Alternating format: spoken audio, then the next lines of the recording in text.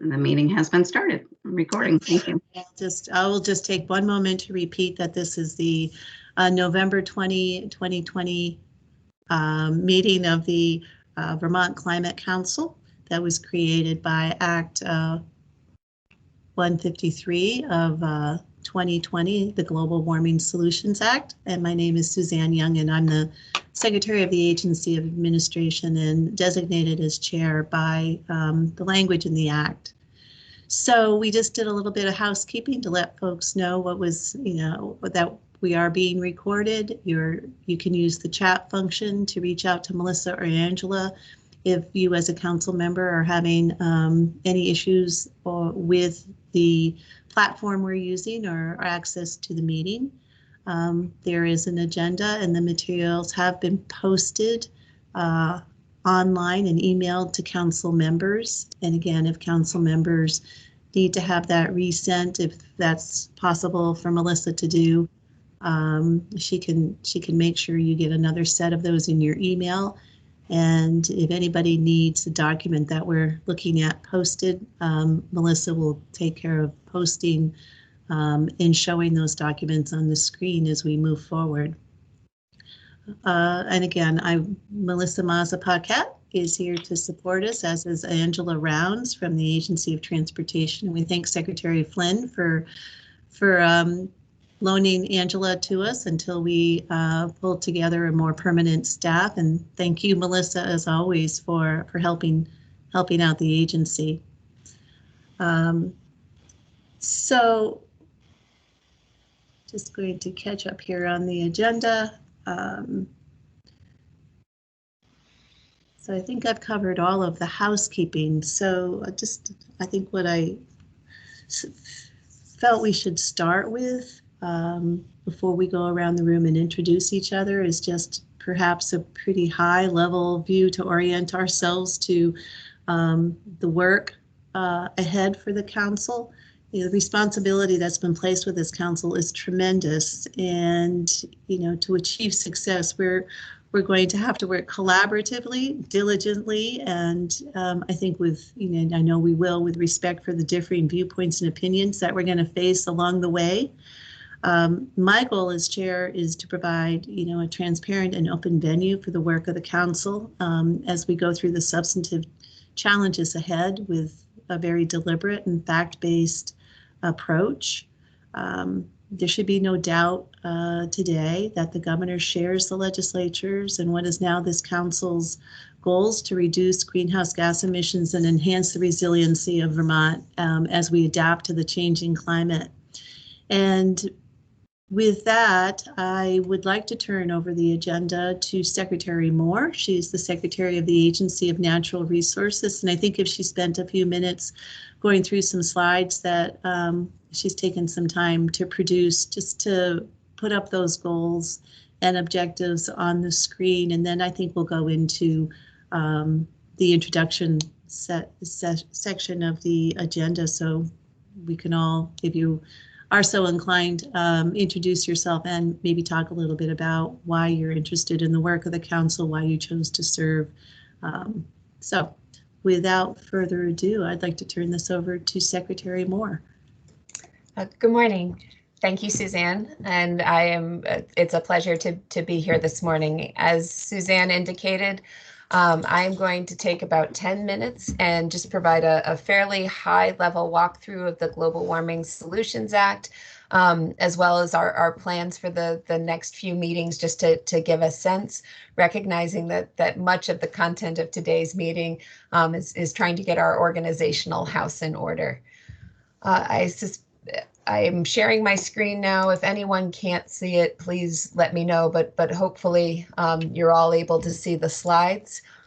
This slide deck was also, or a link to this slide deck was also provided to all council members and is on the website that the Agency of Administration has established. The first slide is simply just a list of all of the council members, and as Secretary Young indicated, we'll do a round of introductions in a few minutes, but thought it might be helpful to have all of this in one place for future reference.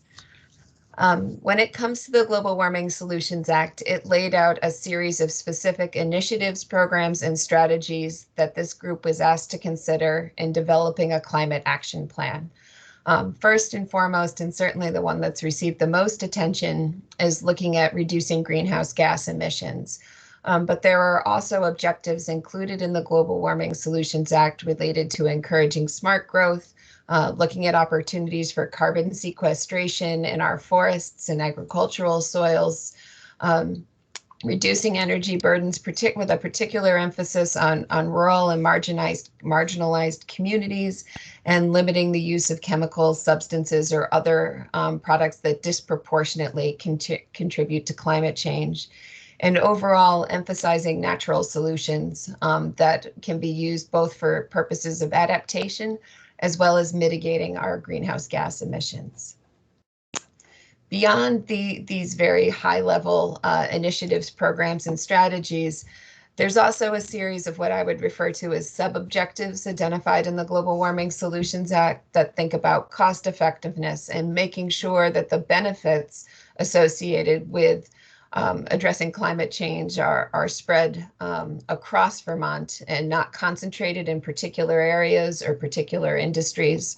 Again, the direction to look to ensure that negative impacts on marginalized communities are minimized, and supporting economic growth as a tool for achieving our climate change goals.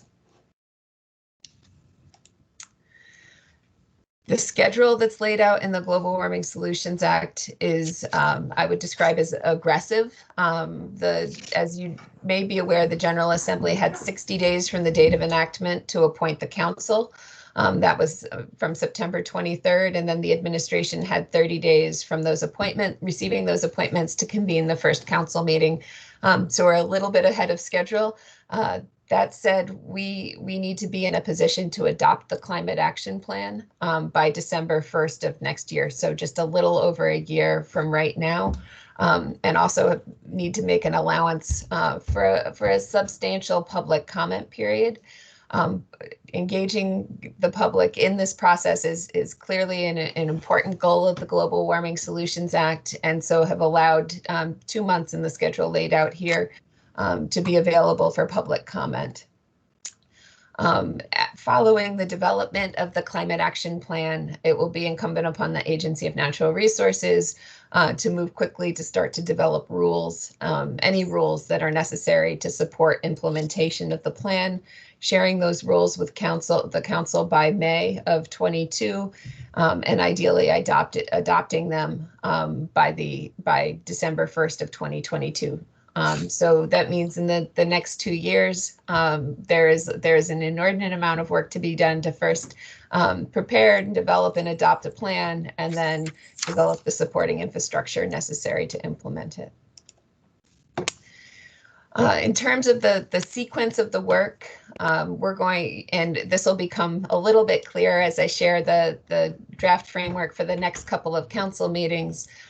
There's quite a bit of work that's already been done by the administration and agencies of state government, in particular the Agency of Natural Resources, the Department of Public Service, and the Agency of Transportation have fairly significant existing programs and data sets related to both greenhouse gas emissions reductions and to looking at and implementing strategies to improve resilience. So we will be sharing the inventories of existing programs in both those spaces, and then the work of the council will be focused on identifying, analyzing, and evaluating both the need for and any potential new strategies or programs to fully achieve the goals of the Global Warming Solutions Act, including specifically looking at cost effectiveness, and then ultimately how we would pay for the implementation of these programs. In addition, the Global Warming Solutions Act asks the Council to develop a monitoring strategy that's capable of assessing our success in reducing greenhouse gas emissions, as well as addressing the impacts of climate change on Vermont's environment. And I think I've touched on the last two pieces, I guess, other than that the intention stated in the Global Warming Solutions Act is that the Climate Action Plan would be updated once every 4 years going forward, recognizing that this is a long-term commitment to doing this important work. There are 4 subcommittees to the council that are identified explicitly in statute. A rural resilience subcommittee that's really focused on challenges specific to Vermont's more rural communities. A cross-sector mitigation subcommittee that's focused on cost effectiveness of different strategies.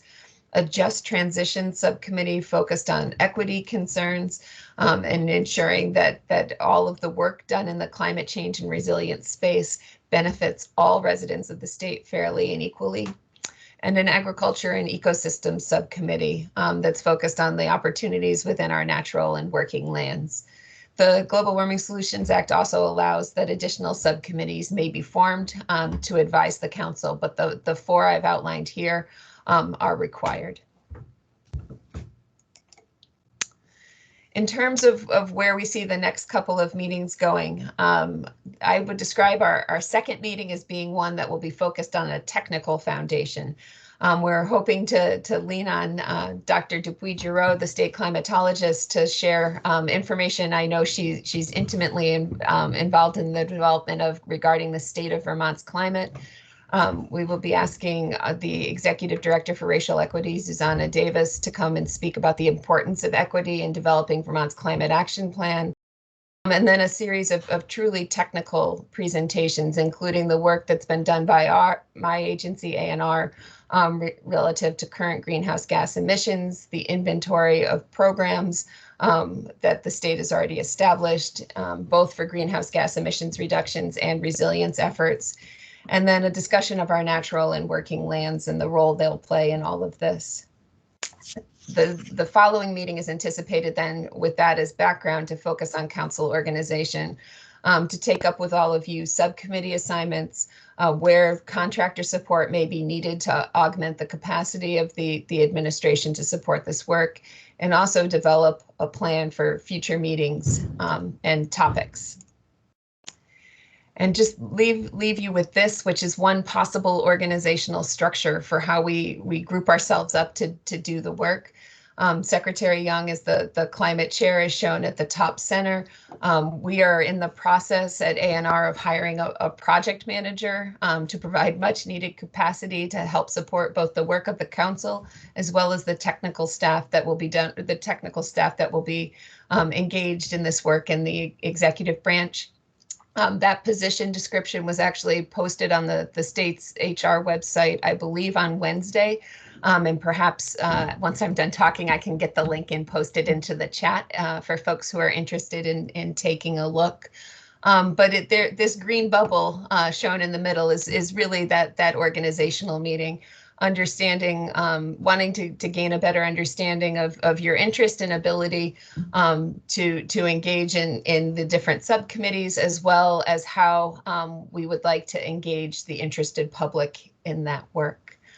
And with that, Suzanne, I'm happy to turn it back over to you, as well as answer questions if that's appropriate at this time. I think if any council members have any general reactions or questions today, please, we can take some time now to address those. So raise your hand and we'll ask Melissa to call on you. There's going to be, I think what we're going to be doing is setting the table today, again, with this high level overview of the task in front of us, some of the foundational work that we hope to accomplish over the next 2 to 3 meetings, so that everybody is sort of at the same level of understanding. There are many different levels of expertise and on this commission, and it's a hope that we can just lay a foundational groundwork of information data in the inventories of what we've done and to date to start the conversations and the work that we have to do. But if you would like to ask Secretary Moore any questions about the overview, and it is just that, a very high level overview. The Act has a lot to offer. I see that in the chat, Chris Campany has asked is if each member is expected to serve on one committee or multiple committees. The Global Warming Solutions Act is open in that regard. I don't actually believe that there's an expectation that council members would necessarily even have to serve on one of the subcommittees, nor is there anything that would preclude council members, other than the number of hours in the day, I think, from being able to serve on multiple subcommittees.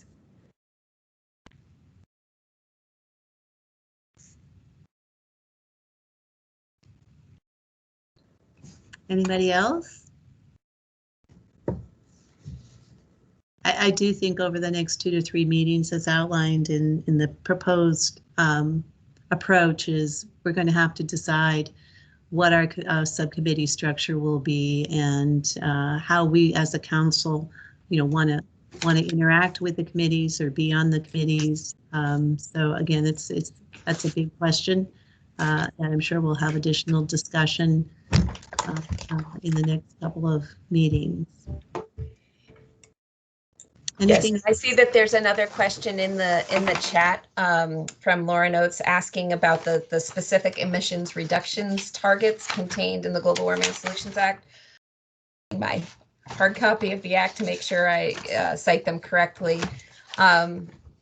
So these were previously goals, and one of the changes made by the Global Warming Solutions Act was to change those goals and make them requirements.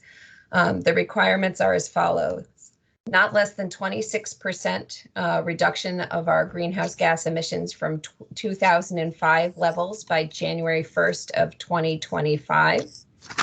Not less than 40% from 1990 greenhouse gas emissions levels by January 1st of 2030.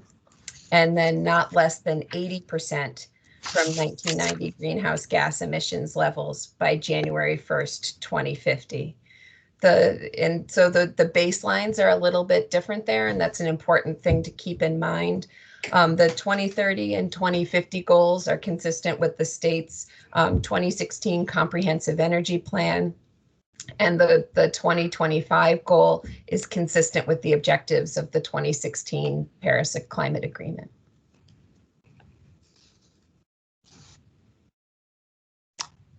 Okay. All right, thank you. If there are no other questions or comments from the council members, we can get started introducing ourselves. These virtual meetings are always a challenge, and I think all of us miss being in a room together and interacting in the spontaneity of meeting in person, but as we all know, that's not possible, not advisable, and we are going to get through these meetings probably in a virtual state for the coming months, and we'll do our best to make them as robust and interactive as possible. So we I think can start by, I think I'm going to take this nifty page that was included in the handout of the Climate Council members, and I thought I would perhaps start with the members appointed by the House and just go through and call on each of you if you are able to be on camera. We'd love to see you and see your face and meet you in person. And yeah, if you want to tell us a little bit about yourself and your goals on the commission, that would be great.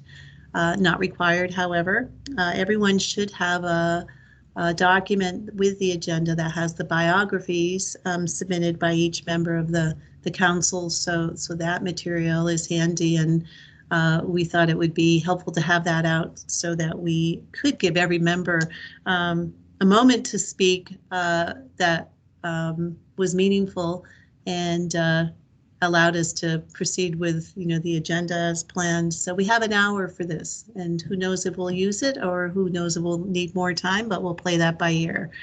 So I'd like to start with Adam Knudsen, who is a member appointed to represent Vermont manufacturers. And Adam is from Dynapower, and he was appointed by the House of Representatives. Adam, are you with us? I am. Good morning. Welcome. Thank you. My name is Adam Knudsen. I've been a Vermonter for 40 plus years. My family moved up in the late 70s. My entire extended family remains in Vermont. So, one of the reasons why that I'm passionate about it is I think, Vermont can lead the world, not just the nation or the region, and what we do for policies, certainly ones as critical as climate change. And, as part of my professional career, I'm the CEO of Dynapower. We've got over 100 people in Vermont building and designing technology. A lot of that technology is used in renewable enhancing and grid optimization applications, including energy storage. And we've recently launched and are rebranding our energy storage business into a clean energy. We're seeing a lot of activity in not just energy storage and renewables, but also green hydrogen, as well as e-mobility. So, not only are we hopefully, and I'm able to participate in the council to help us move forward, but we also are a manufacturer in Vermont that can have a direct impact on climate technologies. So thrilled to be here. Thank you. We're really delighted to have you, Adam. Thank you. Catherine Demetric from the Northwest Regional Planning Commission, and she is the member who was appointed to represent our rural communities. Good morning, everyone. I'm Catherine Demetric. I grew up in Vermont as well. I grew up in South Reigate, but I've lived over on the western side of the state since attending UVM. I just stuck around this part of the state. I've been the executive director of Northwest Regional Planning Commission for a really, really long time. And I'm really excited to be part of the council because it's really an opportunity to not only address climate goals, but to pull together all the different disciplines that we work in at regional planning, really toward the benefit of climate. So I'm pretty excited to be part of this group and looking forward to the process. Thank you, Catherine. Chris Campany, Wyndham Regional Commission, who is the member appointed by the House to represent municipal governments. Chris? Greetings, happy to be here. I've been in Vermont for about 10 and a half years, came here to be director of Wyndham Regional Commission. We serve 27 towns in southeast Vermont and Wyndham, Bennington, and Windsor counties. Before that, I was on faculty, landscape architecture faculty at Mississippi State University. Was deputy director of planning and zoning for Calvert County, Maryland, deputy commissioner of planning for Orange County, New York. I was the founder and director of a sustainable ag and marketing nonprofit in Baton Rouge, Louisiana. Was the federal policy coordinator for the National Campaign for Sustainable Agriculture, and worked for EPA when I first started my professional career. But to represent me, even though I have been a municipal government representative, I was chair of the Newfane Village Trustees until very recently. But I think I was asked to serve in this role because of the breadth of work that the Regional Commission does across a wide variety of areas with municipalities, and have pretty good visibility into their capacities with the work that they do, and the help that we provide them to do their work. So glad to be here, and yeah. Welcome. Thank you. Thank you very much. We next have Johanna Miller from the Vermont Natural Resources Council. She was appointed by the House to represent a statewide environmental organization. Johanna, are you here? I am here. Welcome. Thank you. Well, good to be with you all this morning. I'm really excited to see this important effort get lifted off the ground.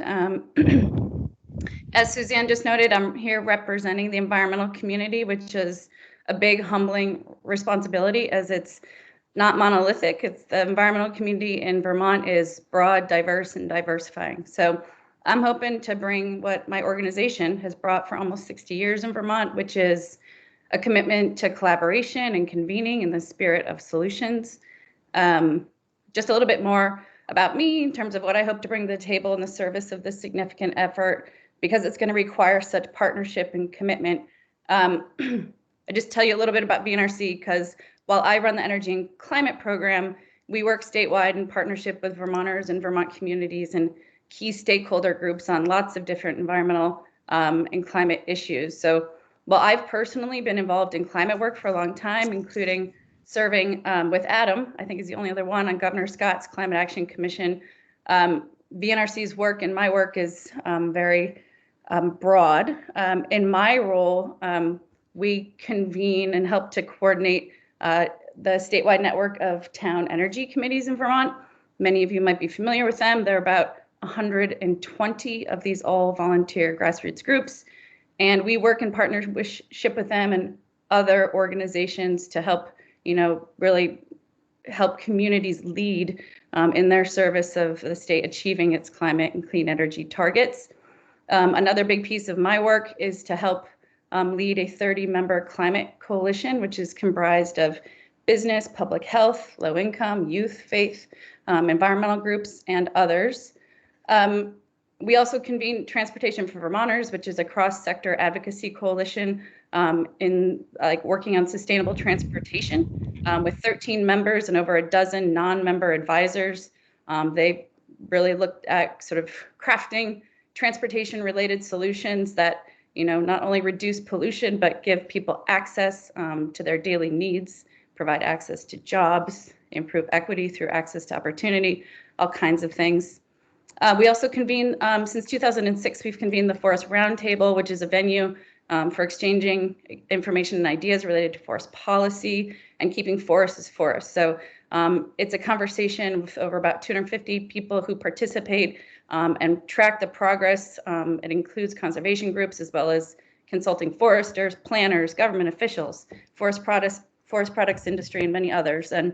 And then we also convene in our water program, the Vermont Water Caucus, which is comprised of the state's leading environmental groups. And that focus, again, is sort of on policy issues related to affecting water quality and ensuring our waters of the state are healthy and swimmable, among many things. So I just wanted to share a little bit about that because I just want to share what I hope to bring to the table. It's a big opportunity, it's a big role. I'd also just note that as the affiliate of the National Wildlife Federation, as well as the League of Conservation Voters, we're hoping to bring some of that regional and national perspective to the table in service of Vermont undertaking this really important work. So I think this is a huge opportunity before us. It's a big amount of work, as I think both Julie and Suzanne have made clear.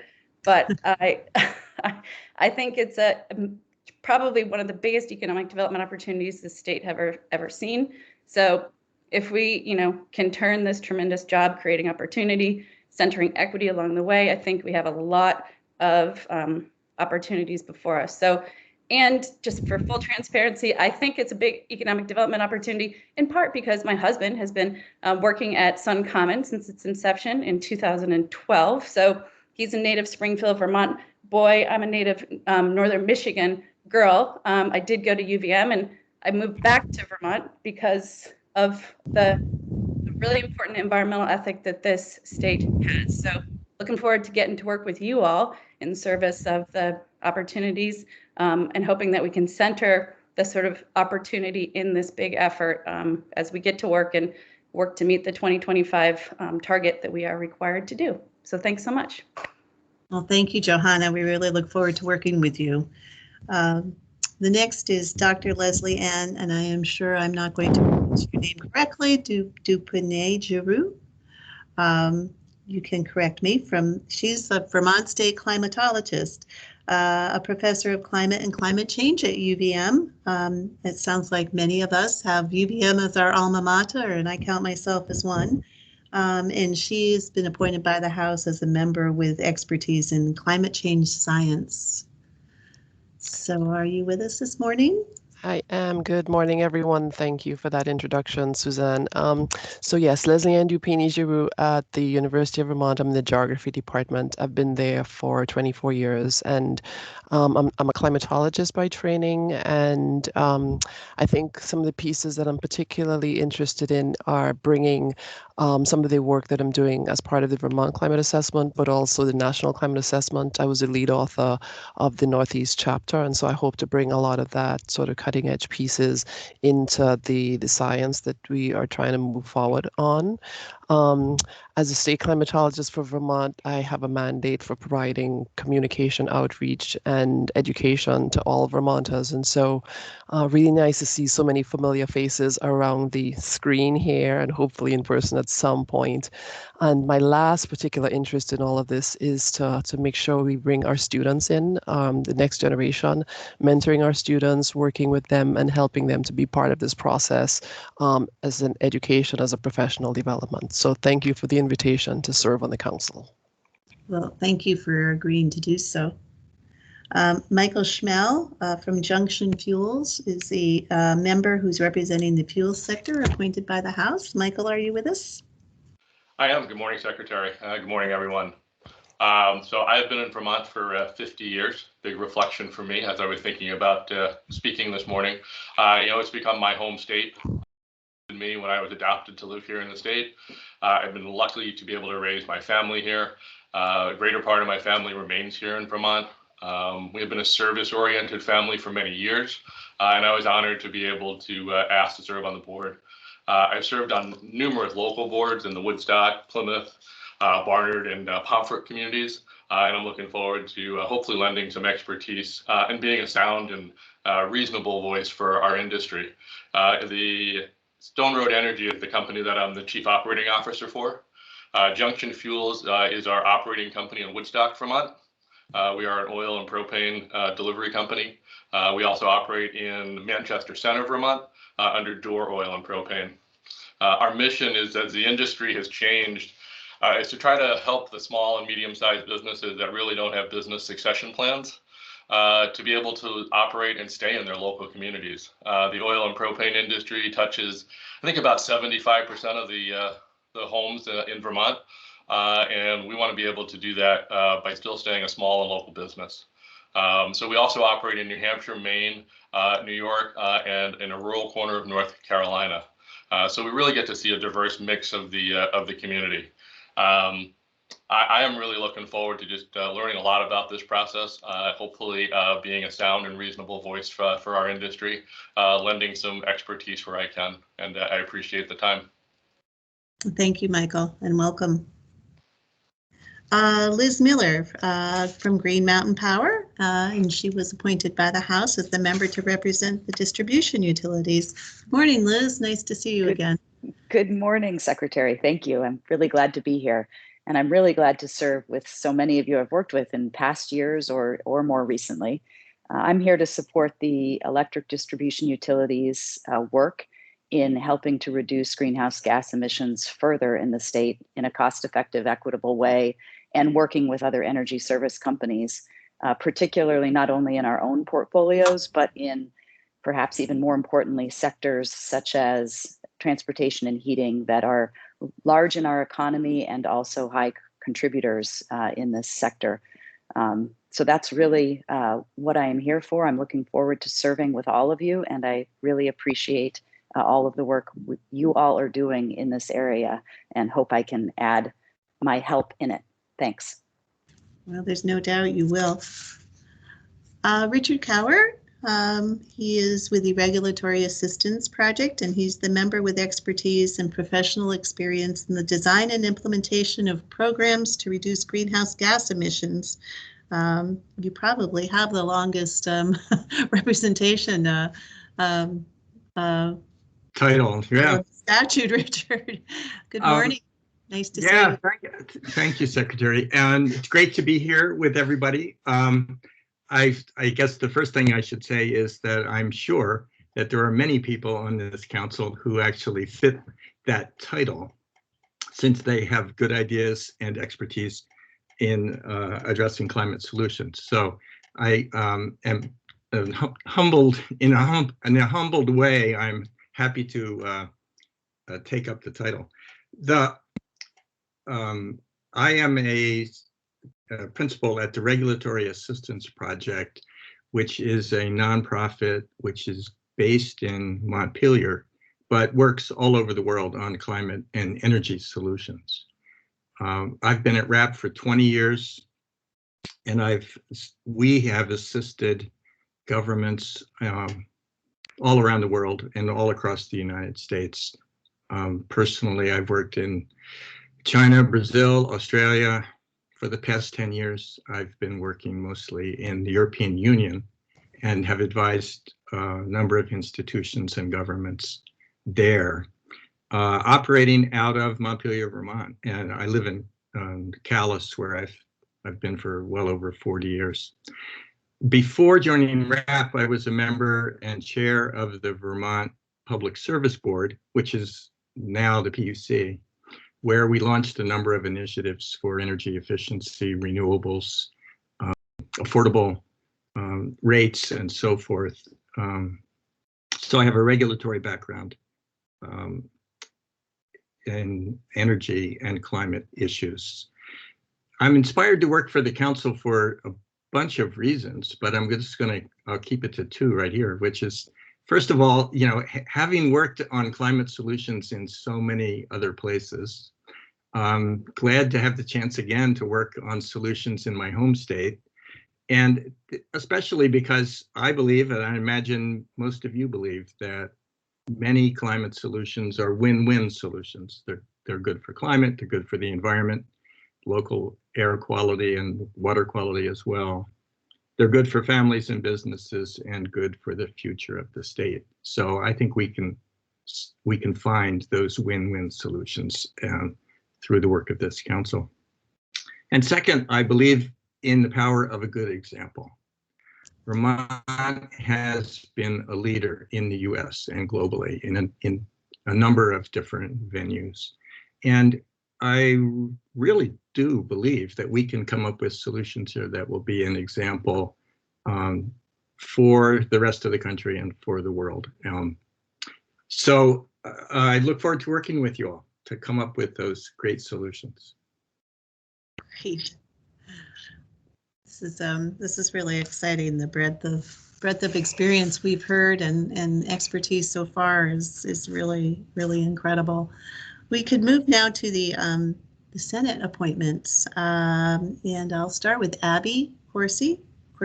You can tell me how to pronounce it, from the Corsi Farm Dairy, and she was the member appointed to represent the farm and forest sector. Abby, are you with us?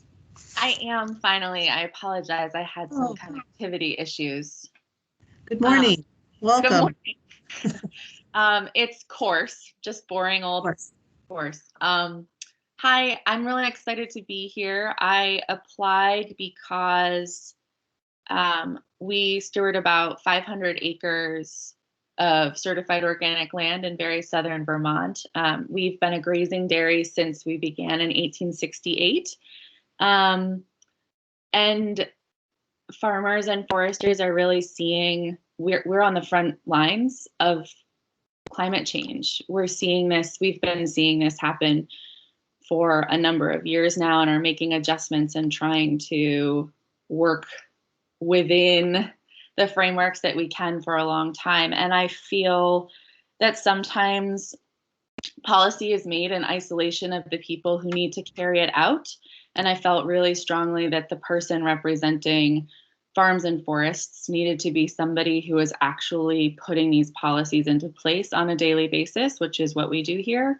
And I really was hoping to bring forward that perspective and that voice for the farm and forest sector. So I'm really excited to be here, and I look forward to working with all of you to try to craft some solutions and opportunities within this challenge that we're presented with. Thank you. Thank you, Abby. Chad Farrell, the founder and chief executive officer of Encore Renewable Energy, and he has been appointed to represent the clean energy sector. Thank you, Secretary, and good morning, everybody. Yes, Chad Farrell, founder and CEO of Encore Renewable Energy. We are a renewable energy project development and construction company. I am a Burlington resident. I consider myself a Vermonter by choice, having moved here pretty much when I was able to kind of make an adult decision as to where I wanted to live. Attended University of Vermont for graduate schools. It sounds like a number of other folks on the council have. And I'm excited to serve on this council. You know, I sincerely believe that our response to the climate crisis is the greatest economic opportunity of the 21st century. And literally there are thousands and thousands and thousands of jobs that can and will be created as we make this transition to a cleaner, renewable focused economy. And so I guess I'm interested in helping to see that Vermont secures the maximum benefits possible as we make this transition in a just, equitable, and cost-effective manner. So thank you for the opportunity to be able to serve, and I look forward to being able to do so with you all. Great, welcome, Chad. Paul is a Senate appointment. He is the Executive Director of the Energy Action Network, representing the energy and data analysis sector. Jared, I know you're here. Thank you, Secretary Young, and good morning, everyone. Hey, I serve as Executive Director of the Energy Action Network, or EAN. EAN is really two things. First, it's a diverse network of over 200 organizations and public agency partners across Vermont, all committed to meeting our energy and climate commitments in ways that create a more just, thriving, and sustainable future for Vermonters. In support of that network in the state of Vermont, we have a small 3-person nonprofit organization, which I direct, also named EAN, that exists to serve 2 primary functions. So first, we serve as a trusted and neutral convener of a very diverse array of members, from fuel dealers to utilities to on and on, public and private. And we do this in many ways, including hosting an annual network summit, which we just held last month. Many of you attended. And second, and perhaps more importantly for the purposes of the council, we serve as an independent tracker and analyst of energy, emissions, and economic data. Our goal is to ensure that public conversations and public policy and program design are evidence-based with the highest quality data available. A key product that we provide in support of this is our annual progress report for Vermont on energy, emissions, the economy, and equity. And that pulls together the latest federal and state data in a comprehensive and accessible way. I've presented on this report many, many times to thousands of Vermonters, to the legislature, and all across Vermont, and would be happy to provide that context-setting overview for this council as well as we begin our work together. As we do so, I want to say that I'm heartened by what we see in that data. Not only can we meet our now legally binding emissions reduction commitments, we have a generational opportunity to do so in ways that will reduce energy costs for Vermonters, strengthen the Vermont economy, and create jobs for our neighbors. Meeting these twin goals of emissions reduction and economic improvement is of particular importance to me, having served as Economic Development Director at the Agency of Commerce and Community Development prior to joining EAN, and before that, growing up in a lower income household that faced economic challenges and energy burdens in many ways. I'll just end on a personal note. I'm part of the 9th generation of my family to call Vermont home. I grew up in the Upper Valley and now I live in Montpelier, and I am motivated to make sure that the work we do here will honor the memory of generations of Vermonters who came before us, and also preserve the hopes of younger and future generations of Vermonters who are counting on us. Thank you, everybody. Really looking forward to working with you. Thank you, Jared. And we will make sure that we have resources posted, and certainly your annual progress report is going to be, one of those documents that we'll make sure everybody has available to them at will. So thanks. The next is Kelly Klein. She's the founder and the CEO of Grunfeld Meadery and Havoc Meadery, representing the small business community. And Kelly, welcome. Are you here? Yes, thank you so much. I'm glad to be here. So I came to Vermont originally to attend Middlebury College and fell in love with the place. And when it came time, we decided to start a business. Vermont was the place we wanted to be, to have a business and raise a family. So we have definitely made this our adopted home, my husband and I. We started our business back in 2013. We, if you're not familiar, brew mead. It's an alcoholic beverage, which is around various stores in Vermont. And I wanted to serve on this council because of two things. One, our employees and our company stakeholders really care about the climate and want to make an impact. And that's been a mission of our business, to be a force for good and to do what we can to mitigate the impacts of what we're doing on the climate. And I also would like to be able to represent the needs of other small businesses in Vermont. I think most of us really want to do the right thing. We may not know what that is or how to do it, and we may not be able to afford it. And so, but I think if we can make it easy to do the right thing, both by educating people and by making it affordable for small business owners, we'll find that a lot of our Vermont small businesses really want to do everything they can to make this planet livable for the future. So I'm really glad to be here, and I look forward to our work. Thank you, Kelly. Lauren Oates from the Nature Conservancy was appointed by the Senate to represent the resilience and disaster response sector. Thank you, Secretary Young.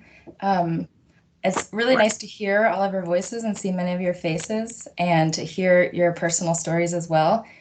Unlike Jared and his 6 or 7 generations deep of Vermonters, I'll commit what's likely to be a personal faux pas and admit that I'm actually a native Floridian. Florida, though parts of it are certainly beautiful, is kind of a case study in land use planning, how not to. I've always joked that the state motto is "Don't save it, pave it," and the ramifications of that are quite apparent. Growing up there meant regular hurricane parties, prepping for flooding, stormwater management disasters, and since the 80s and 90s when I grew up, it's only gotten worse. And I think they serve again as a really good case study in burying your head in the sand with respect to adapting to climate change. After doing an educational tour that brought me northward up the East Coast, I landed in Vermont to help the town of Waterbury with their flood recovery efforts following Tropical Storm Irene. I did that as an AmeriCorps member for a year. I fell in love with that community. I was inspired by Vermont's approach to building a more resilient future following the devastation of that event in 2011. Because I fell in love with it so much, I actually joined Director Borneman and before her Secretary Flynn at Vermont Emergency Management, where I worked for 6 years managing what was largely the state's primary climate adaptation grant program. And I did that for quite a while, largely focused on the buyout of destroyed or damaged or flood vulnerable homes, also focused on floodplain and wetland restoration efforts, leveraging the power of our natural systems to protect our communities. Now, about a year actually to the date, I joined the Nature Conservancy in Vermont. The Nature Conservancy is an international organization. We're present in over 70 countries in all 50 states, and we're a science-based organization dedicated to creating a world where both humans and nature can thrive. And I guess that's like my life motto too, which is why I was very mission-driven and brought to the Nature Conservancy. And it's also how I intend to show up with this group here, is recognizing that the power that our natural and working lands can play in creating more resilient human communities and natural systems is absolutely critical. I think that resilience largely amounts to both avoiding the unmanageable, which is mitigation in my mind, and managing the unavoidable, which is adaptation. And I'm really looking forward to working with you all, creating really innovative solutions, meeting those critical requirement dates, and yeah, being a leader again. Looking forward to it. Thank you. Well, great. Nice to have you. And your work post-Irene and the group that did that work is very apparent and welcome in Northfield, which is my hometown, and suffered some significant losses from Irene, but came out the other end, I think, with a beautiful park and a much more resilient community. So thank you. Yeah, you sure did. All of you. Sophia Clark from Hyde Park is our youth member. I'm not sure if Sophia's on, but if you are, let us know.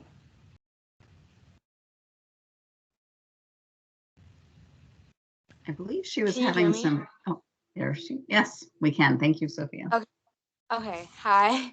Sorry, Hi, yeah, I was so technical difficulties and I had to like drive up to my grandparents' house because our house has no Wi-Fi. Anyway, I'm Oh, here now. great. So thanks for having me. My name's Sophia. I'm 17. I live in Hyde Park. I unfortunately do not own a business yet.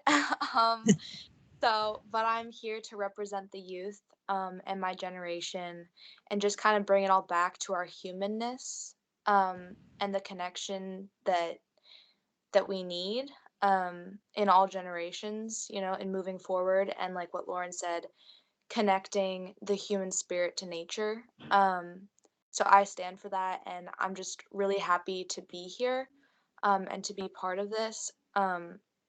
Growing up, I lived on a farm, so I had a lot of experience with nature and just kind of like living with the animals and the land. Unfortunately, the farm no longer exists because it's been really hard for farmers um, in regards to climate change. I went to a Waldorf school, again, an amazing experience because it focuses on the liberal arts and the individuality of the child development in this crazy world. So that was an amazing experience. And, you know, just looking at all of this makes me really hopeful. Um, the the opportunity it's giving us as a collective community, and like what others have mentioned, I think that Vermont is really ahead in the game in combating climate change and working with the land. So I think we're going to do really good and do amazing things. And thanks for having me. It means a lot. Thank you, Sophia. And we have Sue Minter, the Executive Director of Capstone Community Action, who was appointed by the Senate to represent the Vermont Community Action Partnership. Welcome, Sue. Hi, everybody. Can you hear me? We can. Okay. There you are. I see you too. It is so great to be in this room and creating a community of sorts, and I think we will be able to accomplish that even virtually. So the Community Action Network, just so people are aware, I'm the Executive Director of Capstone Community Action, which is one of 5 in the state of Vermont and one of over 1,000 across the country that were established through the War on Poverty. And really, we've been working for all of those years, each as independent nonprofits, but with a shared mission to help build opportunities to lift people out of poverty. And another huge part of our mission is to empower the people we serve and to build through that individual economic independence and security and resilience. I'm so honored and humbled and thrilled to be part of this. I feel like my background, I have a lot of varied experiences that I hope can shed perspective on our mission here. I spent 10 years as a land use planner with the Agency of Commerce and worked with our regional planning commissions and municipal planning commissions, and I served on my own planning commission of Waterbury, a community I love too. And moved here 30 years ago and raised my kids in this wonderful community. And I had the opportunity to serve as a legislator for this community. And then the opportunity to actually serve in the executive branch as a leader in, I know Secretary Flynn will agree, in the best agency of the state. And I will say that in that role, we talked about climate a lot. We were very involved. In fact, I was the head of what's called NASTO, the different secretaries of transportation in the Northeast, about this climate initiative, the Transportation Climate Initiative, as well as building a more resilient infrastructure. So I bring that experience, probably the more intense and important experience of being involved in our recovery after Tropical Storm Irene. Lauren and Suzanne, thank you for mentioning, because not only did we do extraordinary work as a state But we thought a lot intentionally about the future and building resilience and what did that mean. And I even had the incredible opportunity to serve on a national under the Obama administration, an effort to look at climate preparedness and resilience at the national level. So I've had the opportunity to meet with people across the country about this very topic. So it is just great to be thinking about it again. The work I do now, especially in this pandemic, is very, very difficult and challenging and important. And I guess what I want to bring to this in a big picture is the recognition or the goal that we both reduce our greenhouse gas emissions and reduce economic disparity as part of that win-win that Rich Cowart mentioned.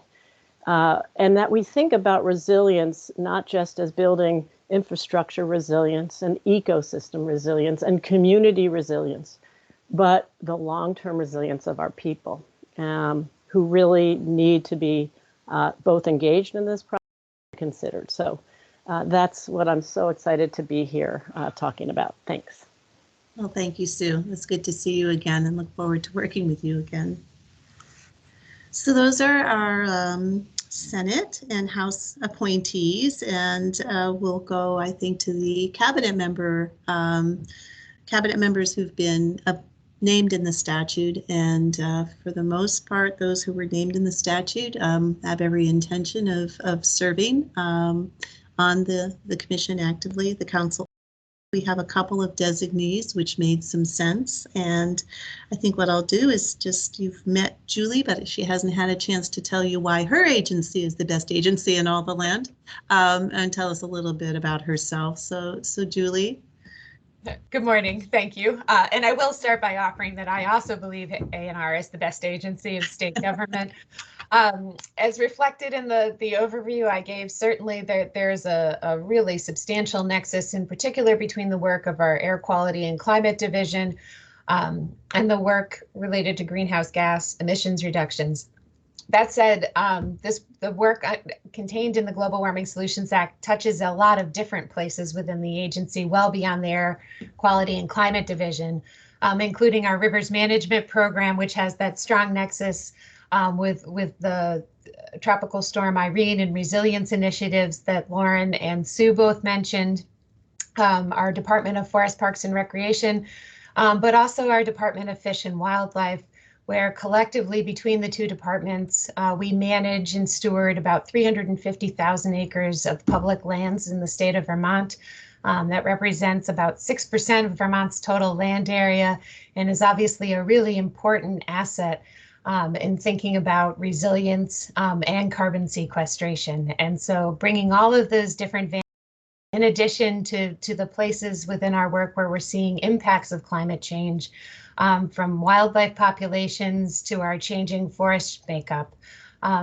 This is work that is sort of heart work for the agency, and I am grateful to be here representing ANR on the Climate Council, and look forward to having members of our team join in future meetings to share their expertise as well.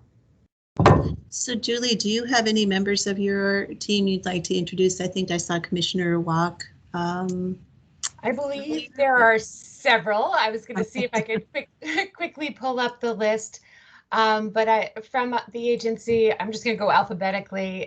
Billy Coster, who's our Director of Planning in the Secretary's office, is on the line with us this morning, as is Megan O'Toole, who's the Program Attorney for the Air Quality and Climate Division, along with Colin Smythe, who also works in the Air Quality and Climate Division and is really our greenhouse gas emissions data guru.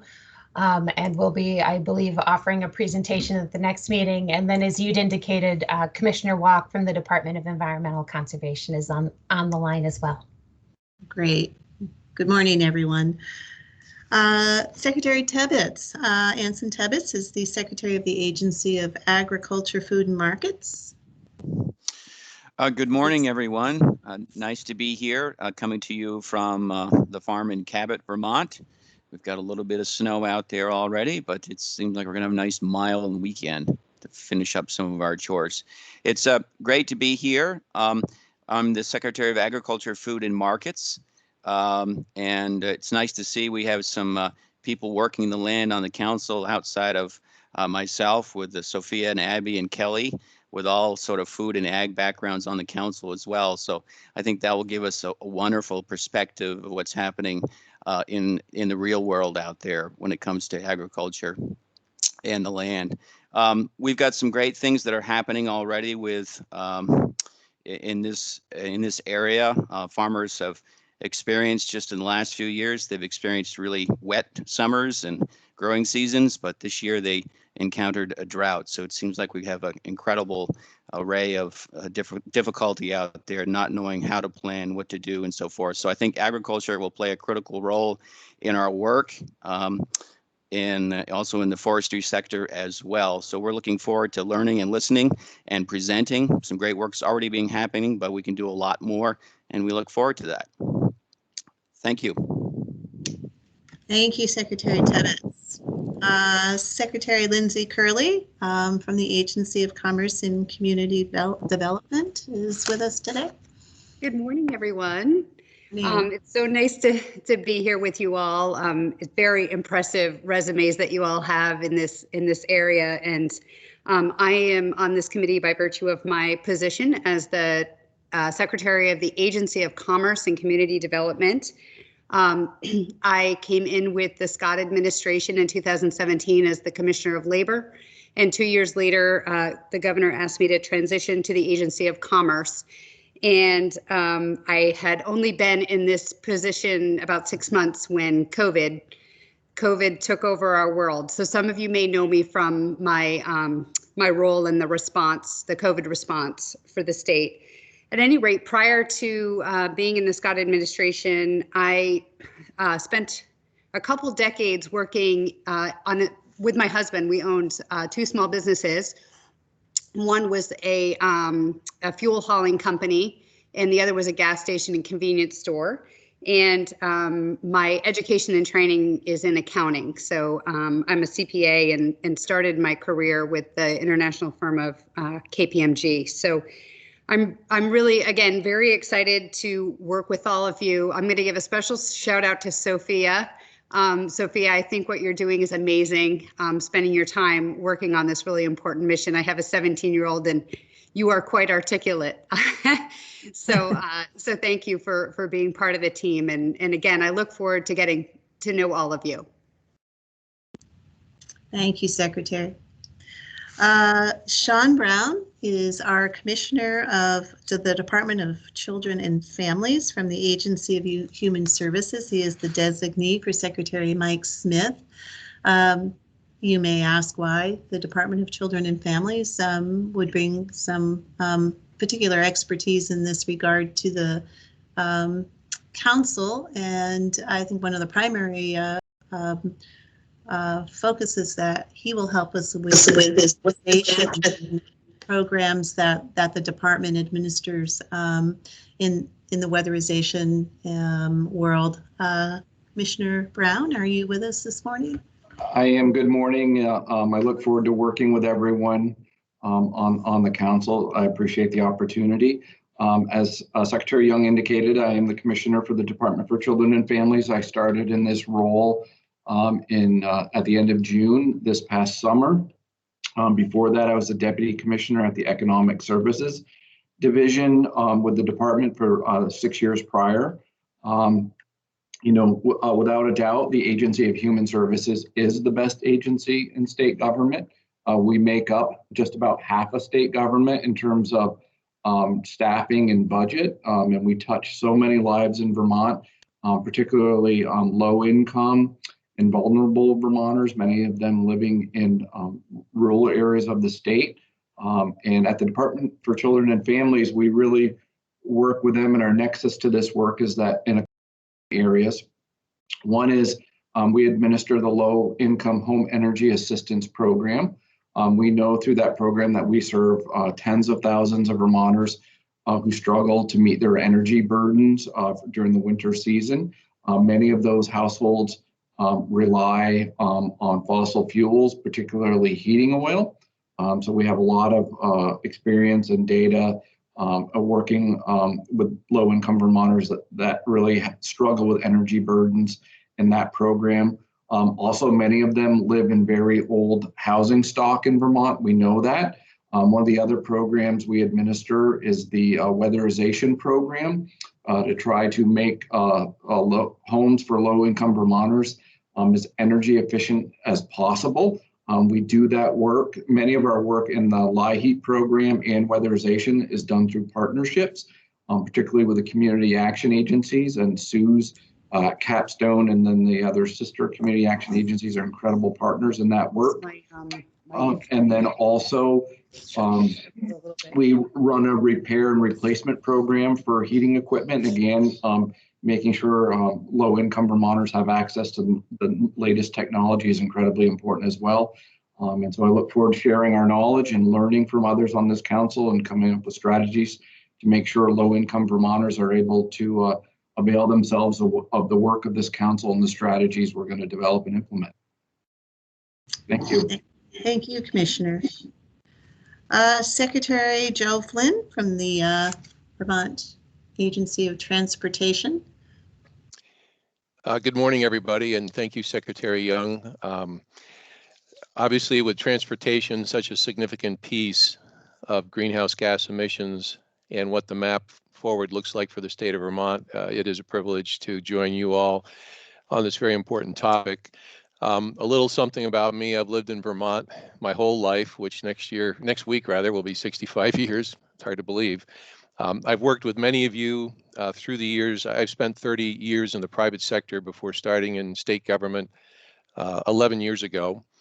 I think pertinent to this conversation, of course, as has been mentioned by Lauren and Sue Minter, and I know Erica Borneman is to come, but my time at Vermont Emergency Management was quite profound. Even following the work we did in Tropical Storm Irene, before I left the position of Emergency Management Director, we had 9 presidential declarations, 9 presidential disaster declarations due to weather events. And you know, when you live through something like Irene, it's just so obvious that we need to be more prepared. We need to take actions not only to make Vermont more resilient, but to do what we can to do our part to try to mitigate these events from even occurring. I feel that we have a really interesting group here. I know many of you. I want to say that the Agency of Transportation is very committed to this mission. I'm very excited about the initiatives that have been undertaken at the agency. I've worked for Sue Minter when she was Deputy Secretary of Transportation. And of course, we worked through Irene on that. I would like to say that with me today from the agency is Michelle Boomhauer. Michelle is the Policy Planning and Intermodal Division Director. Joe Segali. Joe is the Director of Policy and Planning. We have Dan Dutcher. Dan is also in our policy area, environmental policy, and of course, Angela Rounds. I think you met or heard her name earlier. Angela is an administrative assistant, Emerson operation, where I lived for several months after Tropical Storm Irene. Got to know Chris Campany very well. And anyway, so I do want to just thank you all for your willingness to serve this group, and Secretary Young, you know, for the leadership in putting this all together, as is Secretary Moore as well. So thank you very much. Thank you, Joe. Just hop back to Secretary Curley. I don't know if there's anyone on your team that you just want to take a moment to shout out as being at the meeting. You know, I should have scanned the list, so I'm going to apologize if I missed someone. I'm pretty sure that we do have Ken Jones on the line. He's our economic research analyst at the agency. And again, if I've missed any other staff members, I apologize. But you know, Ken has a strong interest in this as well, and has offered to help me as needed. Great, great. Secretary Tebbets, I forgot to ask you if there's anybody on your team you'd like to. I think I'm flying solo today, but you'll be hearing from Nina Gage and Ryan Patch in future meetings. Great. Commissioner Brown? Are you I'm flying solo as well this morning. Many of the staff that would be able to join in are triaging work in response to the spike in of our COVID cases in the state and taking care of vulnerable Vermonters.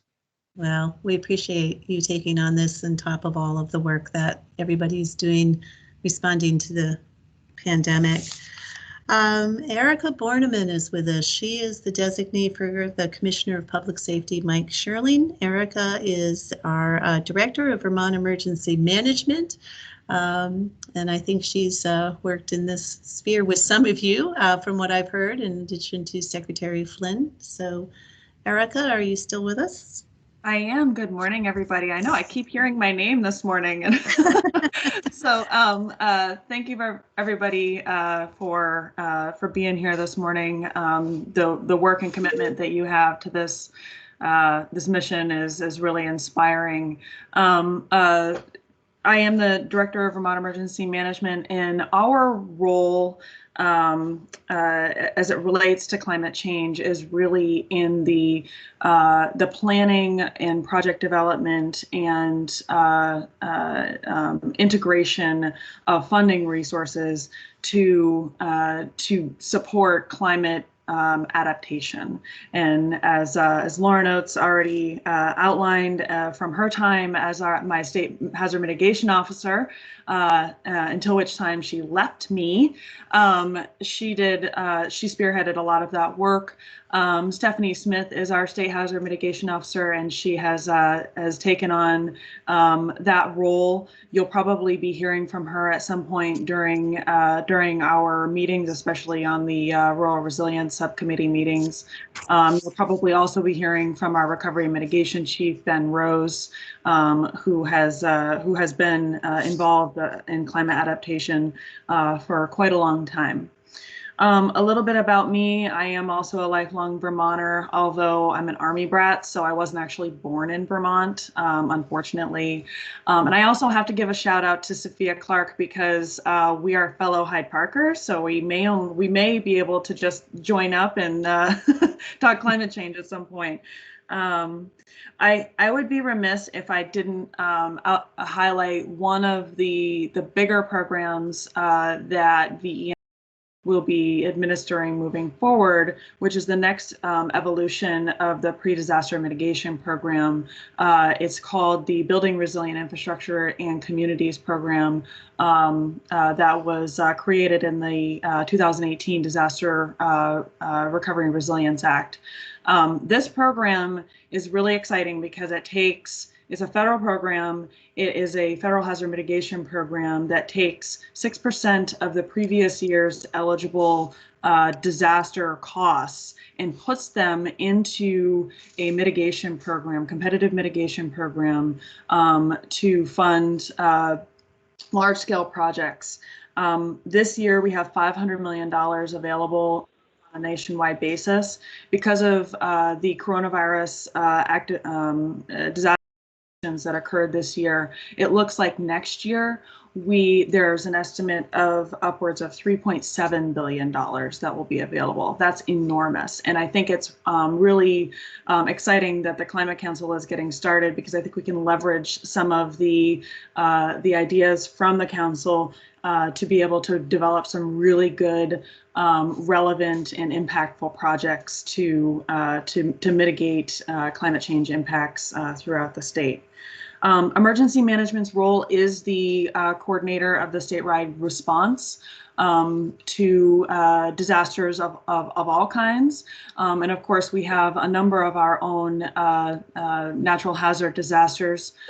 Secretary Flynn, I have stopped counting disaster declarations because there's so much more.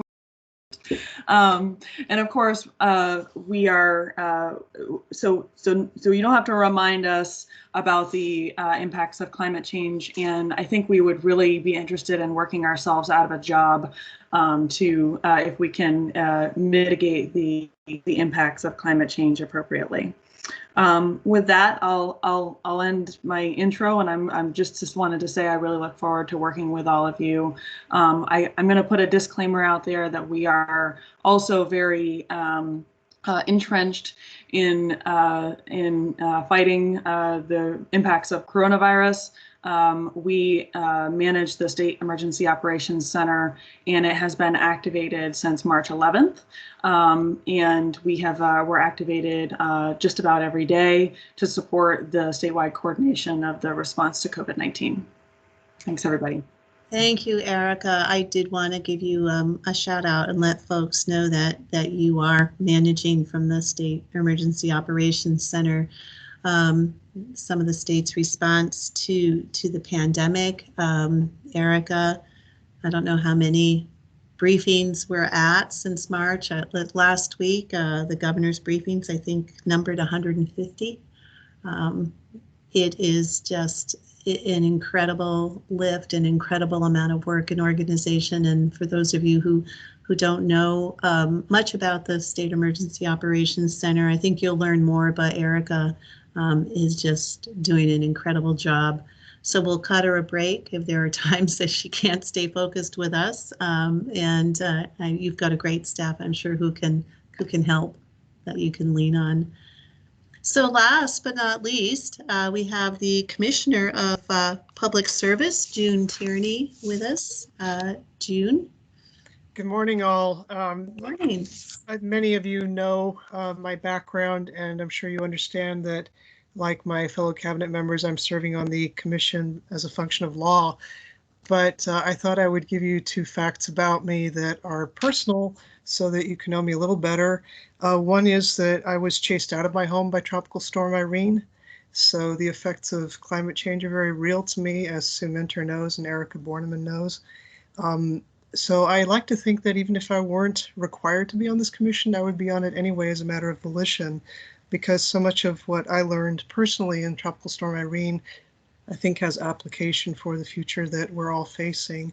The second fact is I grew up in Munich, Germany. I moved there when I was 5 and came back to the States when I was 16. And what stayed with me, among other things from my childhood, is the oil crisis that occurred very early on in the 70s, where the city of Munich shut down all personal transportation means on the weekends, so you could walk all around the city and never encounter a single car or motorcycle, or for that matter, mass transit, because of the oil embargo.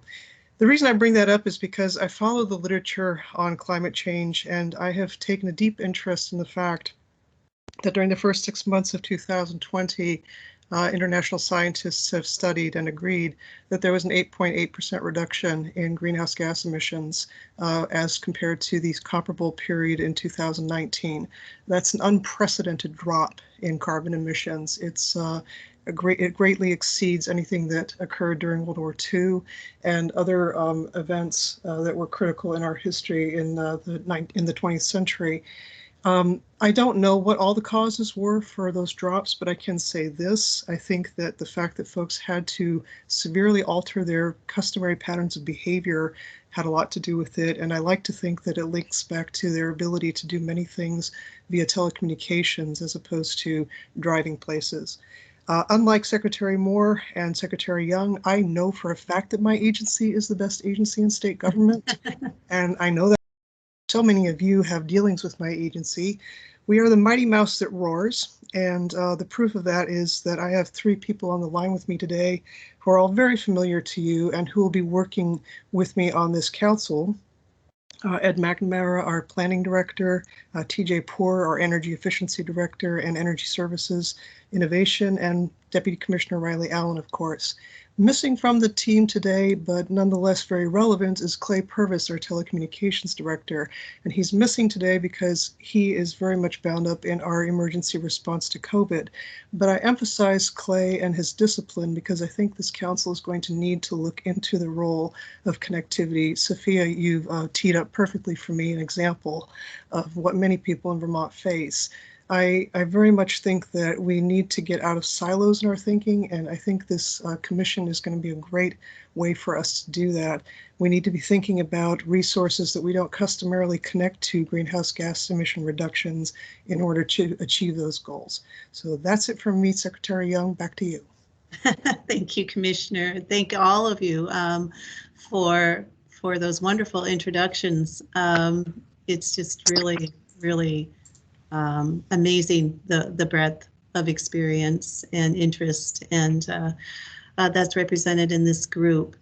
I'm the Secretary of Administration. I am as well a lifelong Vermonter, a graduate of UVM, and I, as the Secretary of Administration, am playing a leadership role in pulling all of this together. It's typically the role of the Secretary of Administration when there are initiatives that cross several state agencies and departments to play the role of coordinating.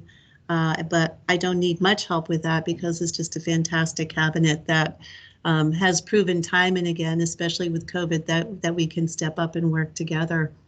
And I'm really looking forward to learning from all of you because this is not my area of expertise. I look forward to listening, and I look forward to working on a plan that meets both the governor's and the legislature's goals of reducing greenhouse gas emissions and building resiliency, all of those goals that you all have so artfully articulated for me. As part of my role as secretary, I feel that I need to help this group with the foundational work, not in the substance, but in the process.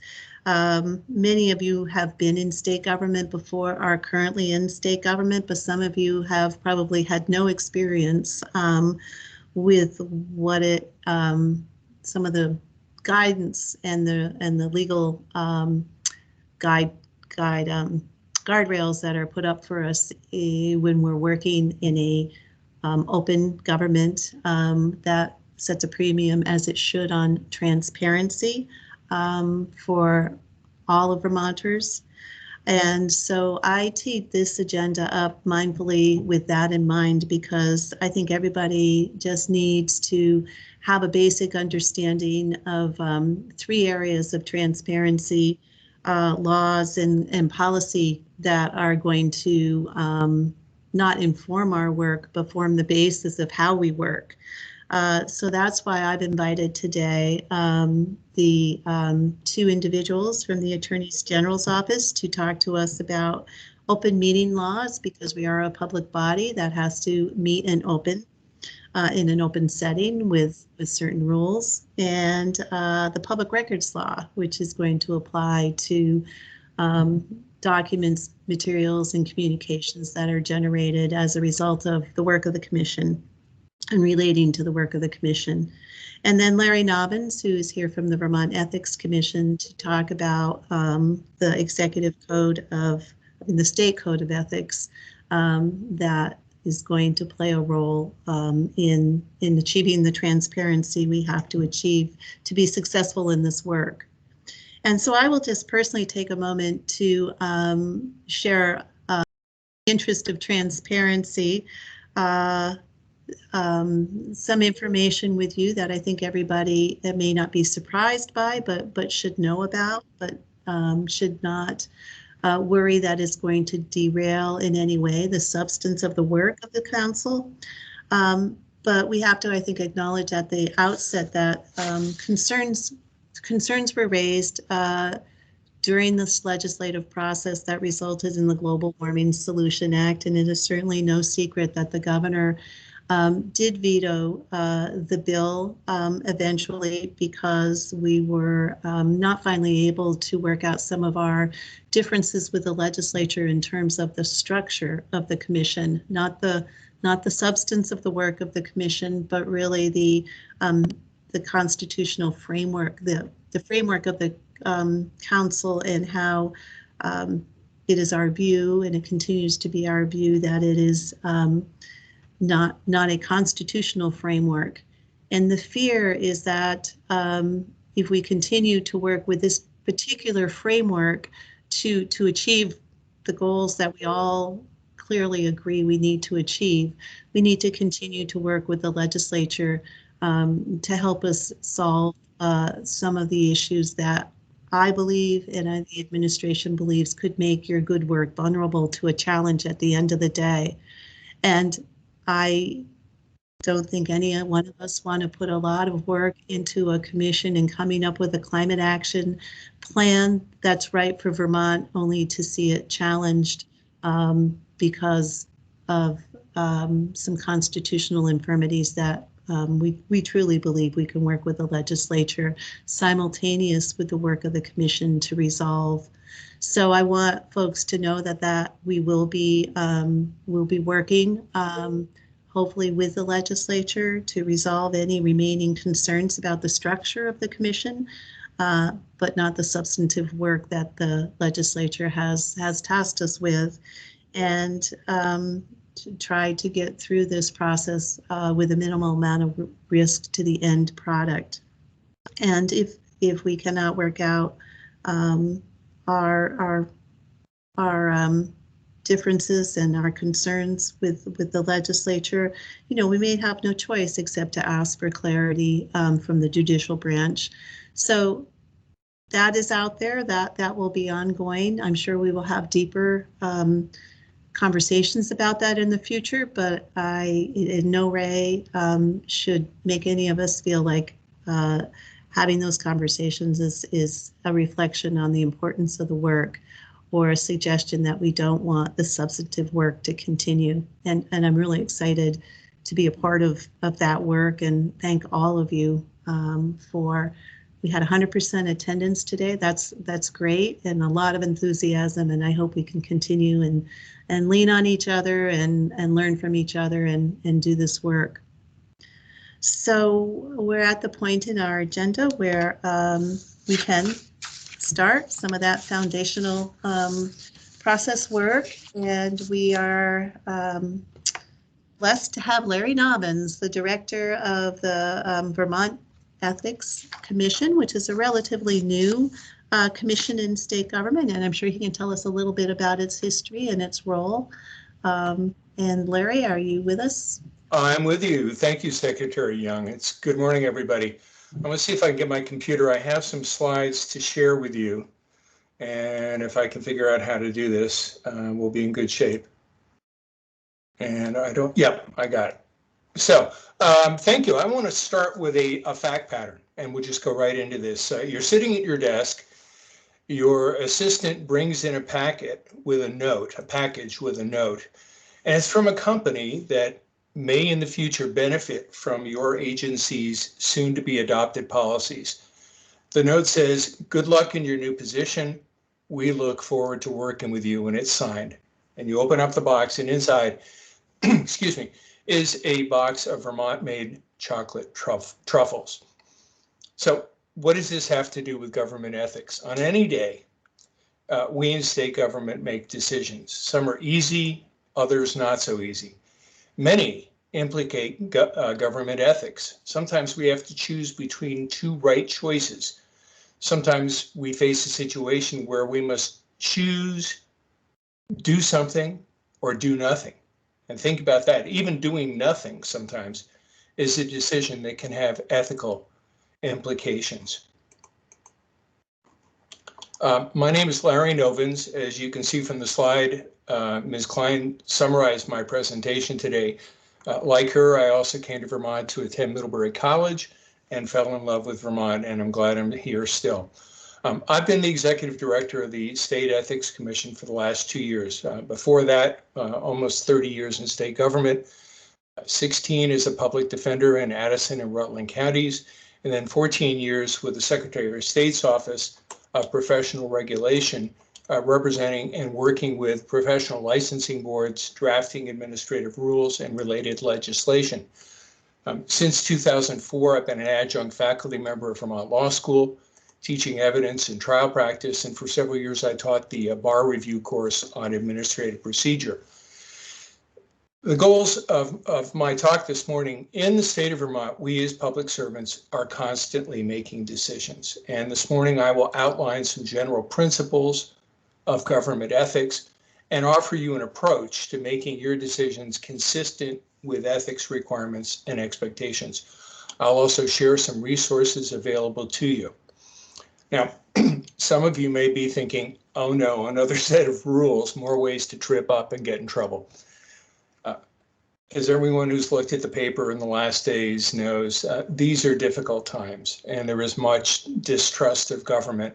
Fortunately, not so much in Vermont. But that doesn't mean that we can be lax about how our actions and decisions are seen and interpreted. For us to be successful in our duties, public trust has to be assured, and we must assure the public that we're acting on their behalf, not in our own self-interest or someone else's self-interest.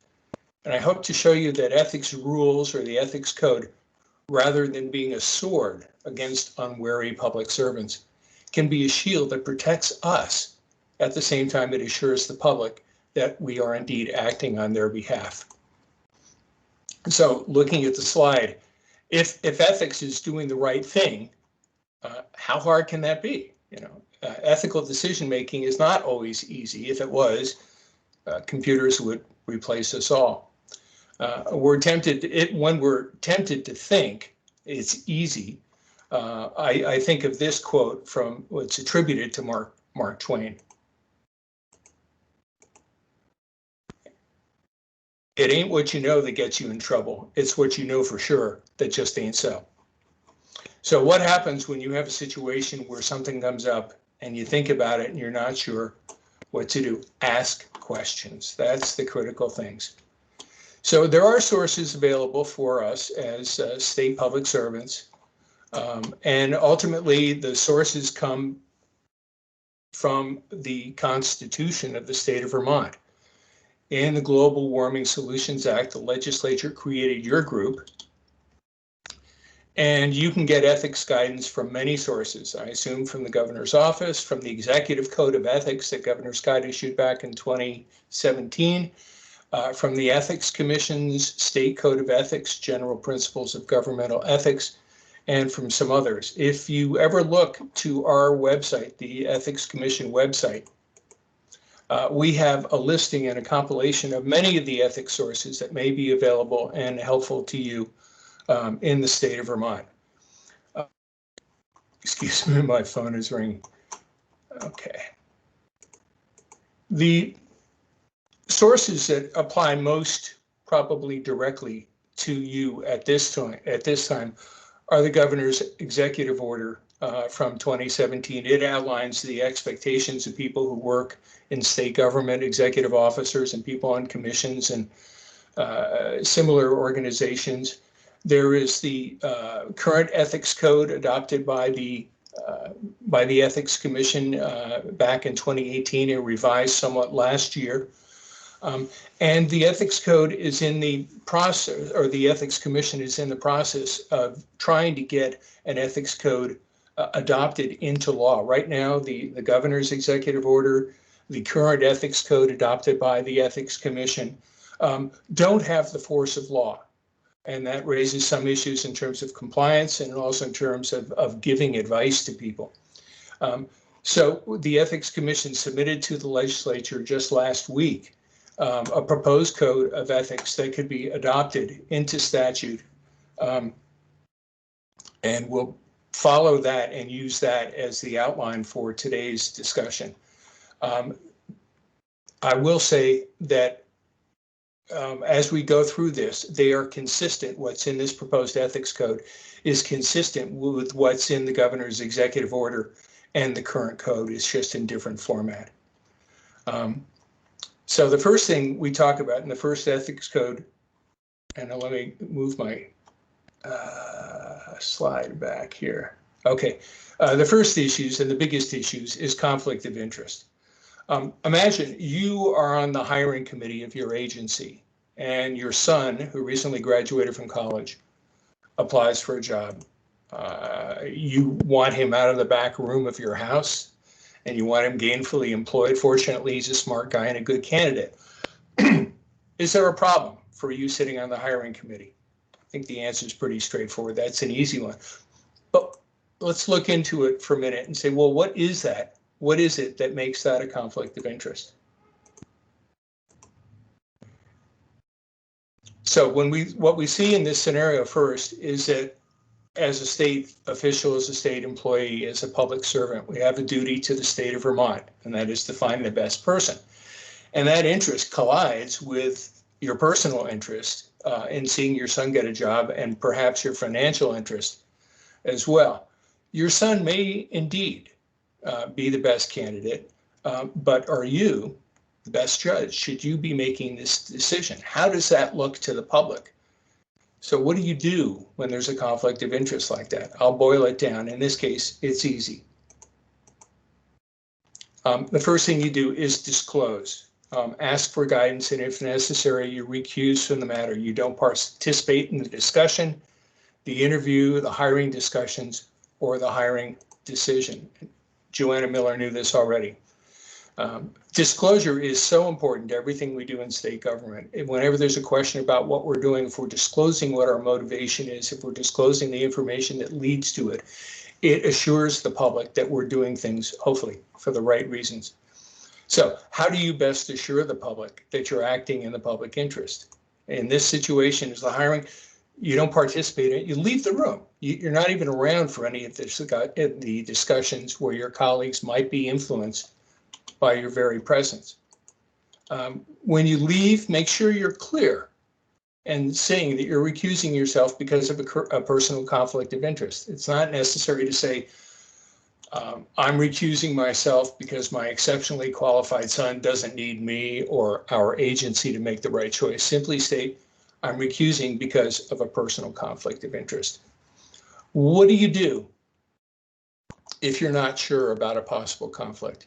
The simple answer is ask for help. You can ask people in your agency. You can ask the Ethics Commission. We're here to try and give confidential advice to people who have ethical questions. So if you contact us, we are available to help you find your way through conflicts of interest. Remember, in this situation, what we're talking about is the duty that we have as state public servants, and keeping that in mind and keeping in mind our personal interests. The next two rules I'm going to discuss, oops, I got that, is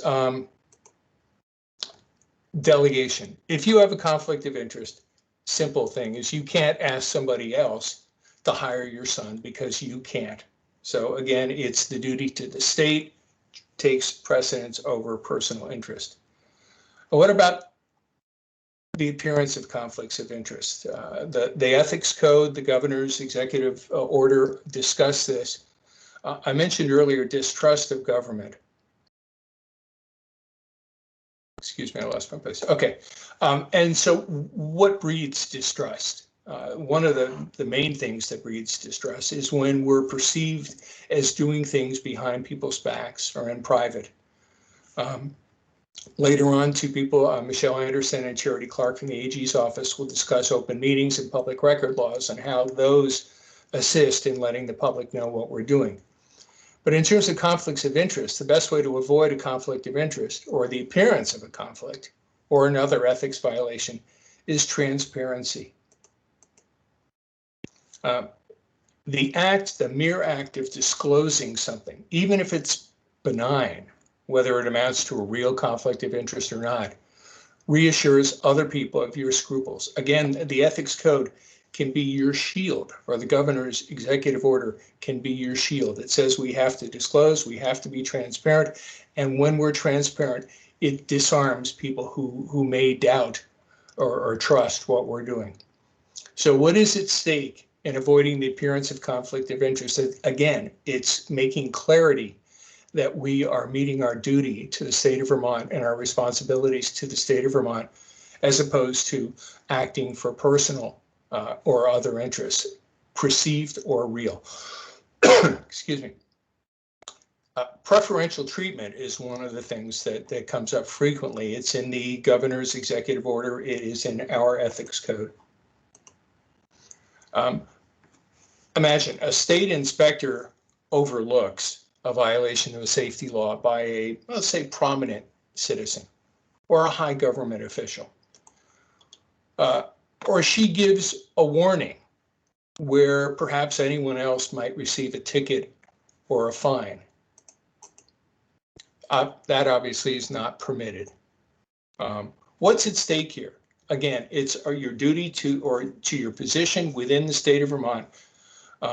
If you're granting preferential treatment to someone else, your duty is taking second place to something else. You know, are you currying favor? Are you staying in someone's good graces? Those are the types of things that raise questions. What's at stake here? Again, it's the duty to the state of Vermont versus allegiance to perhaps the high public official or someone else, or fear of others. Those are either personal interests, or maybe they're bigger interests than that, but they're inconsistent with our duty to the state of Vermont. And that is a variation of a variation of a conflict of interest when preferential treatment is shown.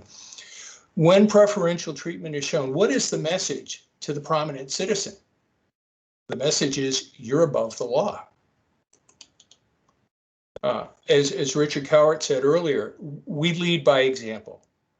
So not giving preferential treatment sets the example. What is the message to anyone else in our state who sees that someone's gotten preferential treatment? The message is that we're not watching out for their interests, and few things breed contempt or distrust of government like preferential treatment. Now, is there an absolute bar to ever giving preferential treatment? A common ethics answer that you hear in any seminar that you take on ethics is, it depends. Generally, no. Almost always, no. It is not an absolute bar, but it's almost universally true. Preferential treatment is bad. There are exceptions. For example, affirmative action, small business preferences in awarding contracts. If they're permitted by law or written policy, then it can be permitted. I'm going to lump the next three rules together in one slide, excuse me. And that's use of use of your position for personal gain, using non-public information or confidential information, and using government property. It's Saturday evening at 5:30. A state official calls his favorite always crowded five-star restaurant, identifies himself as a high government official, and asks for a dinner reservation for 7:30 that very night for 4 people. What is he doing? He's attempting to get something that may be unavailable to others. This is sort of the flip side of preferential treatment. He's using his state position to get preferential treatment from others for his own purposes. And what questions does that raise? Is his allegiance really to the state? Excuse me. Or is he using his state position for his own interests? What does it say about him when he receives that benefit of special seating? What message does that send to the restaurant when he asks for it, or to the poor patrons who lose their reserved places in his favor? This is another variation on divided loyalties. Using one's position for personal gain is a kind of conflict between our duty to the state and personal interests, and it implicates the perceptions that the public has of us. Again, it's state interest versus private interest, and by asking for a preference like that, we muddy and obliterate the lines. Use of confidential or non-public information. Your state office, another scenario, will soon publish a report with guidelines that will benefit certain in-state businesses. No one outside the office has seen it. It's not public. The report won't be released to the public for another week. You invest in one of those businesses. Not only have you taken and used your state position for your own gain, which we discussed a moment ago, you're now using information that the public doesn't have. You're putting yourself in a better position than others who don't have access to that information. It's a breach of trust. In a way, it's a kind of stealing. And you're reinforcing the belief that you're in government for your own purposes. You further arm the skeptics who say government or the people in it can't be trusted. Again, this rule, excuse me, about the use of confidential or non-public information protects against divided loyalties, the loyalty to the state of Vermont versus our own personal interests. The code says no. The governor's executive order says no. When we observe it, it is our shield against unfair criticism. Use of government resources. Your shop, or your car rather, is in the shop for 3 days to replace a major part. You take your agency's van for the weekend. You thank goodness that the office didn't need the van at that time. Otherwise, you'd have to rent a car. Any red lights? Of course. This is akin to using your position for personal gain. But for being a state public servant, you wouldn't have access to that van. The question raised is more important to you, that of the state of Vermont or your own? You're taking taxpayer dollars, in essence, for your own purposes. Other people can't do that. So do we see a pattern emerging from this conduct? Again, it's duty and loyalty to the state of Vermont versus self-interest. Another big area of ethics law in government is gifts. That's just imagine that it's 2 a.m. The state snowplow driver pulls into a 24-hour service center for a snack and a hot cup of coffee. Excuse me. The owner charges him for the snack, then says, "Coffee's on us. Thanks for keeping our road clear for our customers." Is that a problem? Is it in the owner's interest to keep the snowplow driver coming in and keeping his section of the road open for his other customers? The problem with gifts is that the state public servant is changing the way, the state public servant changing the way he does her job, giving preferential treatment, receiving a benefit because of her position, because of receiving this free cup of coffee. Think back to the opening scenario, the box of truffles to your agency with whom the donor wants to do business. Now, with the snowplow scenario, is the 24-hour shop owner essentially paying the snowplow driver for doing his job? Gifts create the appearance of being in exchange for a favor or an anticipation of one from the state employee. A gift to us as state public servants is akin to asking or using our positions for personal gain, receiving gain for doing our job that we're supposed to be doing. Again, the shield, the code provides, the executive order provides a shield. It's easier to say, "No thanks, our code prohibits us from accepting gifts." What message does that send? That state employees, as in the words of the executive order and the code, will act with impartiality, without any interest in private gain. So the theme here is that gifts create the appearance of expected special treatment of a person over duty to the state. I'm going to lump two more rules into one slide here.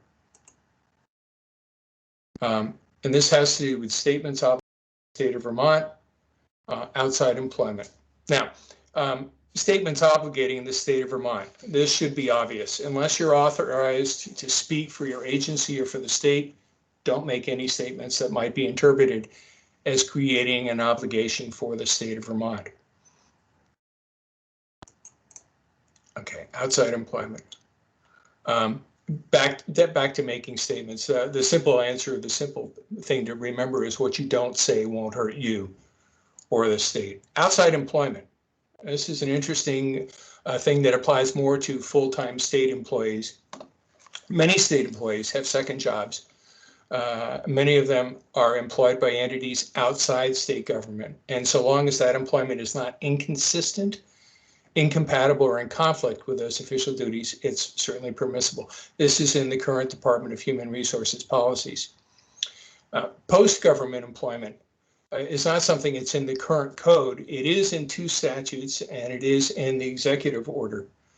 And the goal of post-government employment bars is to eliminate or reduce revolving door issues and conflicts of interest that they entail. A state legislator or an official leaves state government to advocate before his former colleagues on behalf of a company or organization, or her former colleagues.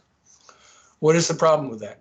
Well, the question arises, when did that person actually stop giving full attention to the duties and requirements of her state position?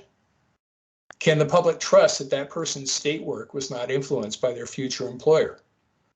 The proposed rule that we have on post-employment restrictions will no doubt be subject to close scrutiny when it gets to the legislature. The two existing statutes and the current executive order address this now. Whether those statutes remain as is or are changed is something we'll find out next winter. Again, when we're talking about those topics, the issue in post-government employment, outside employment, and statements generally to a lesser degree, is the focus on our duty to the state of Vermont or personal or third-party interests. Another provision in the ethics code, and this is, I think, obvious and goes without saying, is that public servants are supposed to comply with the state laws and federal laws, including anti-discrimination and equal opportunity laws, and comply with applicable governmental codes of conduct. Excuse me. Violation of the law is essentially an injury to the state. When you see a criminal prosecution, it's state of Vermont versus John Doe.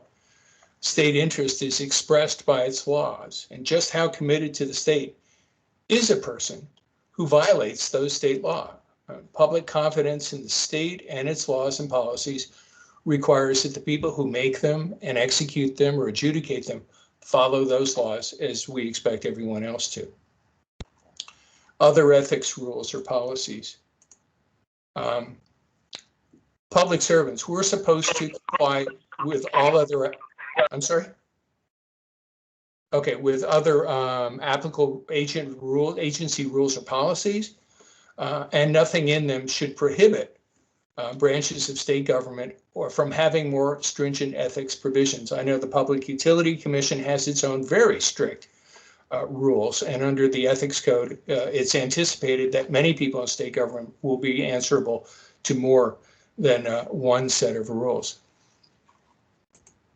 Whistleblower protections. This is another part of ethics in government.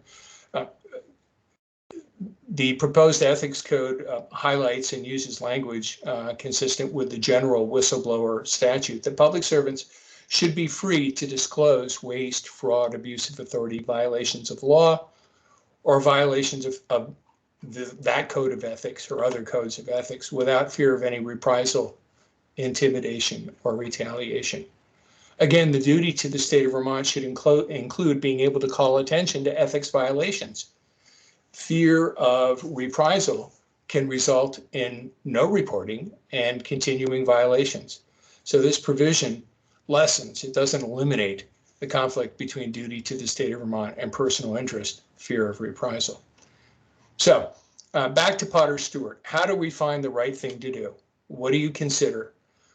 And bear in mind the Mark Twain quote, it ain't what you know that gets you into trouble, it's what you know for sure that just ain't so.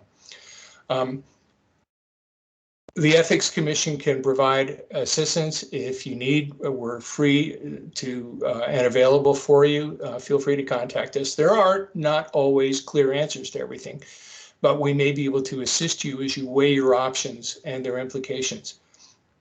As I was putting together this PowerPoint, I tried to come up with a clever acronym, and I think I engaged in a little bit of self-indulgence, but I'm going to do it anyway. So to summarize, when you have, you're faced with a decision, you're not quite sure what to do, it may or may not involve ethics considerations. The first thing you want to do is evaluate.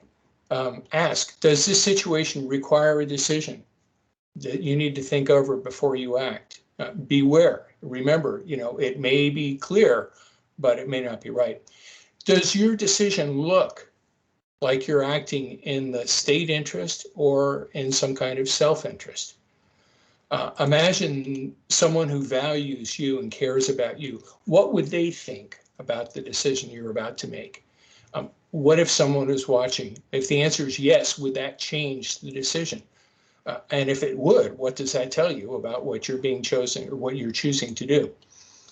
A good question to raise in this situation is, how would this look on the evening news? Or how would it look on VT Digger or 7 Days or any other medium? Would you be proud to defend your position? The next step is to talk. Talk with somebody. Don't, keep these things to yourself. Tell them the issue you're grappling with. Inquire. Find reliable sources. Consult your rules and regulations, your in-house ethics requirements where they are applicable. Check the Ethics Commission website. Consult us if you'd like for confidential guidance. And when you've done all those things, then you're in a position to make a well-reasoned and fully informed decision. But it's important to be ready to show how it's well-reasoned and fully informed. When you do that, it's less likely your decision will be seen as arbitrary or capricious. And then remember a French proverb that I heard in a seminar I attended recently. It says, pillow so soft as a clear conscience. So when you've gone through those steps and you've made your decision and you have a clear conscience, then finally the last thing to do is sleep well. So remember, disclosure, disclosure, disclosure.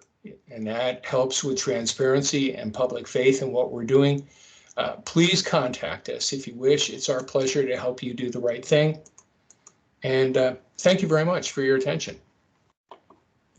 Well, thank you so much, Larry. I know we're right on schedule here, and there's not going to be time for questions and answers. But as Larry pointed out, this is a good overview of things to keep in mind as you move forward in this public sphere. And transparency and disclosure, you can't underscore enough how important that is.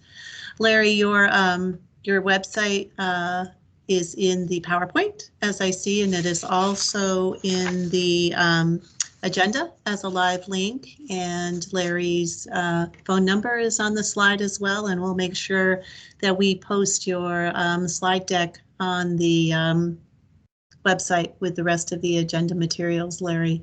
So thank you very much, and everyone should feel confident and comfortable giving Larry a call if you want to pursue the conversation, or if we want to have a separate webinar or seminar for folks who are interested in talking more about this. But this is, again, one of the more foundational issues in considerations that we all need to be mindful are out there as we move forward with this important work. So thank you. Thank you. And if I can just add, on our website, there's a long explanation of the proposed statutory code of ethics and what's gone into it, and what where we hope we're going this legislative session. And some of this can be fairly dry, but I think the history of how we got to where we are and where we're headed is rather interesting, and I hope people will stay tuned.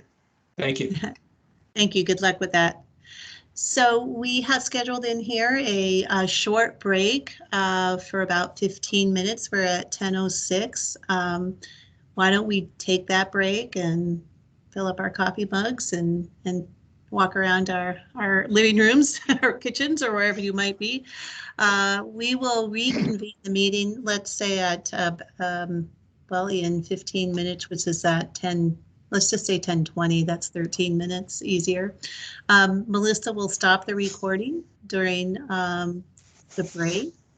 You are all welcome to stay on and talk to each other. Remember that since this is a public meeting, we should leave the business of the board aside for these next 10 minutes and just relax and chat with your colleagues if you want to, and we'll be back at 10:20. So Melissa, you may stop the recording, and those of you who are on can just turn off your cameras and your mics if you're going to take a break. Will do. Thank you.